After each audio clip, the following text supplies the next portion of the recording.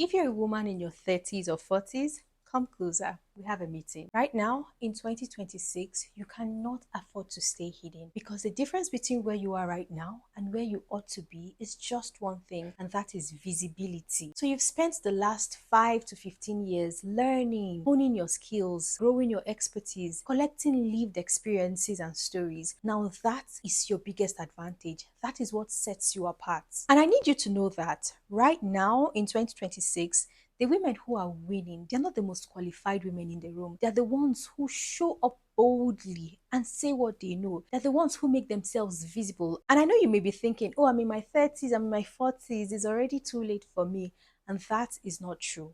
I want you to know that it is not too late for you to start. In fact, this is even the best time for you to start. And do you know why? Because you have something that someone in their 20s don't have. You have lived enough to know exactly what you're talking about. And that is what sets you apart. You have lived enough to share a lot of knowledge that even someone in their 20s can learn a lot from. And that's because you have the experiences, you have the lessons, you have the wisdom, you have the perspective that people need.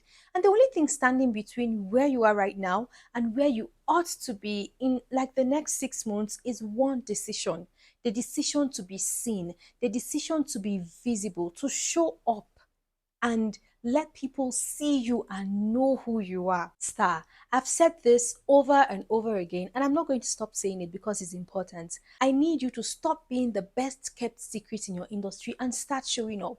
I need you to stop disqualifying yourself before you even start. So today, I need you to make the decision to show up, the decision to be visible.